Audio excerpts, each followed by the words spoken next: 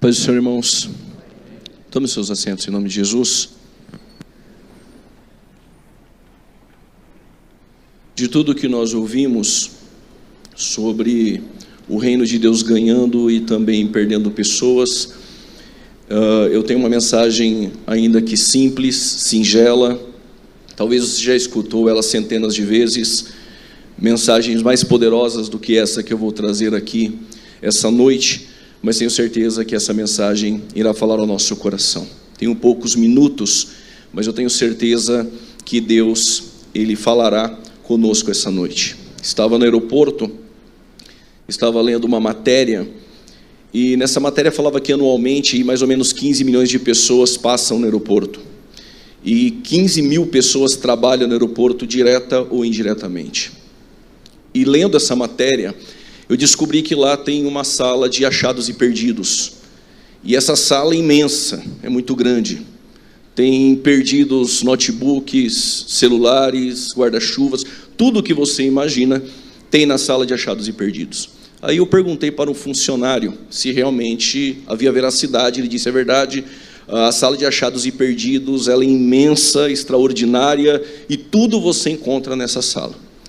E o meu voo era depois de 2 horas, e eu lembrei que na Bíblia nós também temos uma sala de achados e perdidos.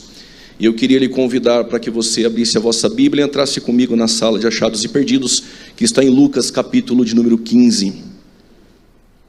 E eu quero ler o versículo de número 3. O cerne do Evangelho é exatamente tudo isso que nós cantamos aqui, que nós ouvimos. É sempre Deus buscando aquele que está perdido. É por isso que Jesus vai dizer que Ele veio salvar e buscar a quem estava perdido. Versículo de número 3 do Evangelho, ao qual escreveu Lucas, diz assim: e Ele lhe propôs esta parábola, dizendo... Se você quiser fechar a sua Bíblia ou deixar aberta, fique à vontade. Nós sabemos que Jesus, quando Ele vai trazer essa parábola, é um recurso linguístico, parabólico. É uma maneira de Jesus pegar coisas complexas e difíceis e trazer aos discípulos ou ao público de maneira bem simples. Alguns recebiam de mau grado, esses nunca entenderam a parábola. Alguns discípulos entendiam algumas das 40 parábolas contadas por Jesus. Às vezes eles não entendiam, mas procuravam o mestre depois, a qual mesmo iria explicar. A moral dessa parábola é quando os fariseus estão questionando Jesus, porque Ele se assenta na mesa dos pecadores. E Jesus então ele propôs não contar 3 parábolas. Nessa trilogia ele conta uma parábola. Porém, ele cita 3 acontecimentos, mas sempre o amor de alguém, o amor de Deus buscando quem está perdido. E Jesus ele começa a falar sobre 4 coisas comuns que existem nos 3 textos. 4 coisas são muito comuns, tanto na ovelha perdida, na dracma perdida, no filho pródigo. Todas elas têm uma perda, têm uma busca, têm um reencontro e têm uma festa. Eu vou repetir não porque você não entendeu, mas para você gravar.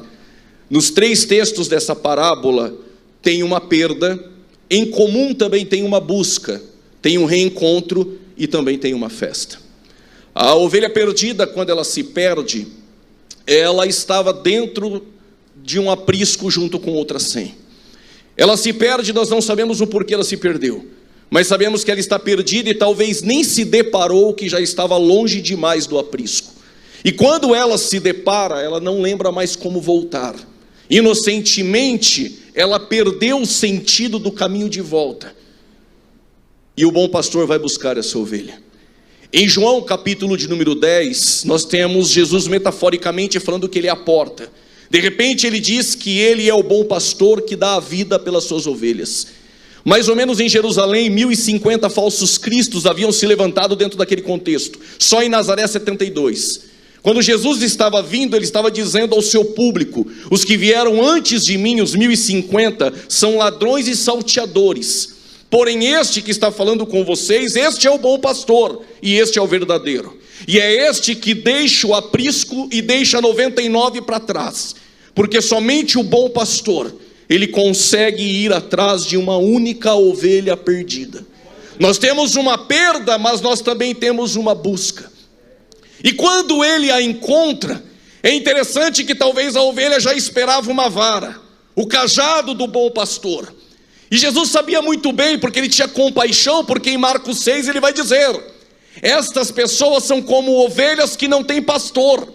E os discípulos disseram: despede eles. Jesus disse: não, a hora é adiantada e o lugar é deserto. Ele pegou alguns pães e peixes e alimentou estas pessoas do deserto. E ele disse: senta todos vós. Dividiu em grupos de 100 e de 50. O lugar era deserto. Agora o texto vai dizer que eles sentaram em relva verde. Eles não tinham pastor, mas agora eles têm o bom pastor, e nada eles têm falta. E deitar-me faz em pastos verdejantes. É esse bom pastor que vai encontrar essa ovelha. E quando ela o encontra, ela já sabe. Todos nós sabemos quando fomos encontrados. Todos nós perdidos em Adão. Todos nós pecamos e destituídos estamos da glória de Deus. Mas de repente ele nos encontra. E o que a ovelha esperava? O que eu esperava? A vara, o cajado, uma palavra dura. Não foi nada disso. O texto vai dizer que ele a pegou no colo. Nós não merecíamos o colo, nós merecíamos o castigo, nós merecíamos o juízo, nós merecíamos a vara e o cajado, mas nós recebemos colo do nosso bom pastor. Você que sente-se abraçado por este colo essa noite, quando ele pegou a ovelha no colo, talvez ela pensou: já sei, ele é igual a todos os outros, ele vai me levar no aprisco agora. Ele guardou as palavras duras para me expor diante das 99. Ele vai me levar para o aprisco. Coisa nenhuma. O texto vai dizer que ele levou-a para casa. E quando ele levou ela para casa, o texto vai dizer que ele chamou amigos e vizinhos. Quem sabe a ovelha pensou: já sei, ele vai expor o meu pecado, a minha perda para amigos e vizinhos. Não, ela não merecia, mas o texto vai dizer que por ela ele deu uma festa. As 99, o texto vai dizer que não necessitavam de arrependimento e eram justas. As 99 é Israel. Ele veio para Israel, mas Israel não o recebeu. Acharam que não necessitava de arrependimento. Então no meio do caminho ele encontrou uma Ruth, uma Raabe. No meio do caminho ele encontrou um cego, uma mulher samaritana. No meio do caminho ele me encontrou e te encontrou. Os gentios que estavam longes e perdidos. Mas ele não disse que vai nos levar para o aprisco. Calma, não se turbe o coração. Crede em Deus e também em mim. O que ele prometeu para aqueles que estavam perdidos e foram encontrados é uma festa na casa do Pai. Se prepare para essa festa. Ele não nos leva para o aprisco, mas ele nos leva para sua casa e irá nos dar uma festa, mesmo sem a gente merecer. Jesus continua. E ele encontra a ovelha, mas agora ele diz que também tem alguém perdido. Mas é uma dracma. Só que a dracma não se perdeu fora. A dracma não sabe que está perdida, mas está perdida dentro de casa. A moeda não tem sentimento, ela se torna insensível. Está dentro da casa, canta as músicas, mas é insensível. Os louvores já não te atraem mais. Os trabalhos da igreja você até participa, mas se tornou insensível. Não consegue mais sentir a presença. Insensível, está perdido dentro de casa. E só para te adiantar, a dracma no Oriente não tinha valor nenhum. Tem uma perda dentro de casa, mas também tem uma busca. E quem decidiu buscar a dracma sabe que ela não tem valor nenhum. Aliás, no Oriente a casa é escura e precisa acender a luz, mas não é um interruptor, é um azeite que vai dentro de uma lamparina. O que me chama a atenção é que o valor do azeite é caríssimo. Centenas de dracmas não pagariam o que foi gasto para encontrá-la. A dracma não tem valor nenhum, mas nela tem um sentimento daquele que a perdeu. A dracma por si só não tem valor, mas na efígie dela há uma imagem. É por essa imagem e por essa semelhança que há em nós, que Ele decidiu nos buscar essa noite dentro da casa. A moeda que estava na boca do peixe, Jesus disse: Pedro, o que tem na imagem? César. Então dê a César o que é de César. Dê uma olhada para esse irmão que está do teu lado. Se ele tem a imagem e semelhança de Deus, diga a ele: dê a Deus então o que é de Deus. É por essa imagem que Ele decidiu te buscar aqui dentro de casa. Só que o azeite é muito caro, e quem está perdido não tem valor. Ninguém investiria nada em uma dracma perdida, mas quem a perdeu está aqui essa noite.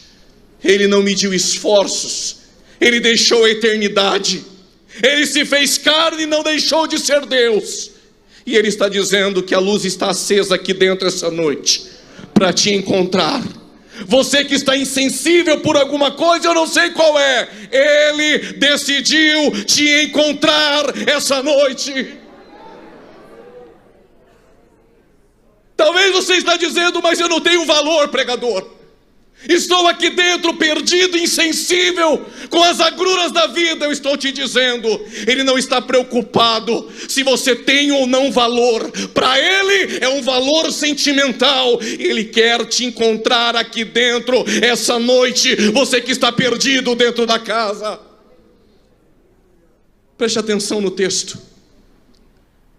Só encontra quem está perdido se acender a luz. Lâmpada para os meus pés e luz para o meu caminho é a tua palavra. Só encontra quem está perdido pelo poder da palavra. Talvez os louvores não te encontraram, mas a palavra de Deus pregada é a voz de Deus soando no jardim, procurando alguém perdido lá dentro e perguntando: onde estás? A palavra de Deus está soando no jardim essa noite, procurando o pecador e perguntando: onde estás? Onde estás? Onde estás? A luz já foi acesa. Ele vai te encontrar essa noite, mas também Ele vai dar uma festa. E o texto não diz que os anjos fazem festa no céu. Desde a minha conversão eu sempre ouvi isso: os anjos fazem festa no céu. Leia o texto, não é os anjos. A festa no céu, diante dos anjos, quando um pecador se arrepende. Quem faz festa é aquele que veio te procurar e te encontrar essa noite, porque Ele sabe o valor que você tem, e é por isso que Ele não mediu esforço. E a festa é muito mais cara do que a dracma, vale muito mais do que nos encontrar. Mas a graça, a misericórdia e o amor de Deus está aqui essa noite para nos encontrar. Agora Ele não fala mais de alguém perdido dentro de casa, e nem alguém que se perdeu e não conhece o caminho de volta. Ele fala de um pai que teve 2 filhos, e um deles pediu parte da herança. Uma leitura rápida, isso fica para trás. No Oriente só se pede a herança do pai após a morte. Todo pródigo, quando decide sair de casa, ele está vivendo como se o pai não existisse mais. Quando o filho pródigo resolveu sair, ele estava dizendo para o pai: eu prefiro o Senhor morto. E ele foi longe demais. Mas o bom pastor, ele busca a ovelha perdida. Quem perdeu a dracma não mede esforço e gasta muito mais para encontrá-la dentro de casa. Mas o pai não vai buscar o filho pródigo. Não é porque o pai não ama, é porque todo pródigo sabe o caminho de volta para casa. Vou dizer mais uma vez: todo pródigo, ele sabe o caminho de volta. Ele conhece as músicas, ele sabe o valor da oferta no culto, ele já participou dos departamentos da igreja, mas ele decidiu sair. O pai não vai buscar, você sabe o caminho, mas ele está no mesmo lugar te esperando voltar. Só que a graça tem uma multiforma graça. Paulo escrevendo aos Coríntios, ainda que nós não entendamos na plenitude, o versículo do capítulo 7, versos 10 vai dizer: a tristeza segundo Deus opera arrependimento para a salvação. Parece que o pai não vai buscar, mas a fome e a lama são métodos de Deus para trazer o pródigo de volta. Para todo pródigo tem fome. Para todo pródigo tem lama. E ele está no meio dos porcos, sem nada. E ele se lembrou dos diaristas da casa do pai, porque jornaleiro trabalha para ganhar no dia.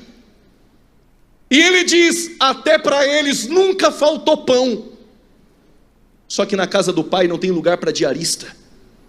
No coração do pai só tem lugar para filho. Diarista trabalha hoje, pega a bênção e vai embora. Filho tem o seu quarto. Filho tem o amor do pai. Hoje mesmo levantar-me-ei e voltarei para minha casa e encontrarei o meu pai. Quando ele se levanta sujo, o texto vai dizer que ele caiu em si. Ninguém busca o pai sem que antes a graça não habilite a voltar. Quando ele caiu em si, só o Espírito Santo faz o homem pecador cair em si. E quando ele cai em si, eu entendi. O filho pródigo é o pecador, e o pai é Deus, esperando ele voltar. E o Espírito Santo é que o convenceu e o fez cair em si. Mas cadê Jesus na história? É o mesmo caminho de volta para casa. Esse caminho nunca mudou. Você que me ouve pela internet, você conhece este caminho, e este caminho ele não mudou. Quando ele se levanta e ele vem para a casa do pai, o pai o espera. Tem uma perda, tem uma busca, mas tem um reencontro. E todo o reencontro tem um choque da graça. O que ele esperava do pai era: eu já sei. Ele vai trazer uma palavra dura, vai pedir para tomar um banho, para sentar no quarto e me esperar, porque ele vai falar comigo. Ele está cheirando mal, sujo como um mendigo. Aquela noite ele receberia milhões de beijos, receberia o anel, as vestes, o calçado, mas nada para o filho pródigo foi como o beijo do pai. O texto vai dizer que o pai correu. No Oriente, pessoas de idade não correm. Deus quebrou o protocolo e foi ao teu encontro te abraçar. Depois que você já está aqui dentro, eles vão te abraçar, eles vão te beijar, mas só Deus, só o pai dá beijo sem banho, dá colo sem banho. E ele abraçou no filho pródigo, e quando ele o abraçou, deu uma lida em Deuteronômio 21, versículo 18 a seguir. Todo filho pródigo deveria pela lei ser apedrejado pelo pai. Quem vai apedrejar? Quem a graça abraçou. Quem vai apedrejar? Quem o pai decidiu abraçar essa noite. Não era para você estar aqui, não era para nós estarmos aqui adorando ao Pai, mas Ele nos abraçou, é Ele quem nos justifica. Nenhuma condenação há aos que estão em Cristo Jesus. Sinta-se abraçado pelo Pai essa noite. Só quem recebeu já esse abraço, esse beijo, quando eu estava sujo, caído na lama. Aleluia. O anel não tem tanto valor, irmão. As vestes pouco importa. A tua credencial, a tua posição, pouco isso importa no reino. O que importa é o primeiro beijo e o abraço do Pai. Aos porteiros e diáconos aqui que me ouvem, vocês são os trabalhadores da casa do Pai. Vocês já viram pródigo sair e voltar. Já viram festa para pródigo. Já viram filho mimado que nunca saiu, mas também não quer participar da festa. Engraçado que vocês nunca saíram, e também nunca reclamaram. Por que os diáconos e os obreiros, os trabalhadores da casa, não saem, mas também não ficam reclamando como o irmão mais velho do pródigo? Porque o texto vai dizer que para vocês nunca faltou pão. É o pão que te sustenta aqui dentro. É o pão da palavra que nos colocou de pé. E não deixa a gente sair e também não reclamar. Porque trabalhamos pelo reino, passe o que passar. Quando o pródigo entrou, só tem festa se o novilho morrer. Vou dizer de novo, só tem festa se o novilho morrer. Vou dizer mais uma vez, só tem festa se o novilho novo morrer.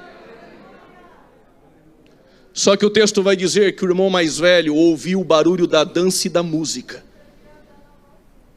Ele está dentro de casa e nunca saiu, mas reclama da orquestra, reclama da música, reclama do culto. Está aqui dentro, mas não satisfeito. Aí o pai foi lá fora falar com ele. E o pai olhou para ele e disse: por que vai ficar fora da festa? Se tudo que é meu é teu. Já era para você estar glorificando aqui dentro.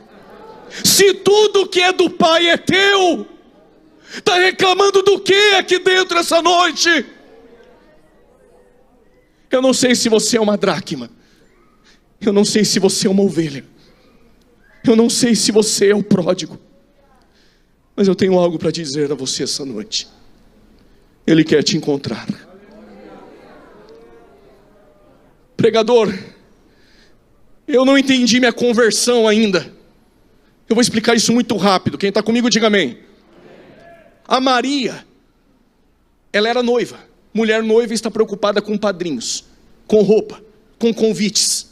O texto vai dizer que o Gabriel apareceu e disse: mulher, salve agraciada. No grego, haristos, você foi alcançada. Ser alcançado o que é? É o Espírito Santo pegou a semente e colocou Jesus lá dentro. Todos que fomos alcançados, recebemos Jesus aqui dentro. A partir dali, Maria parou de se preocupar com as coisas e passou a se preocupar com aquele que vai ser gerado dentro dela. O que fazer para não ser um pródigo e não se perder aqui dentro?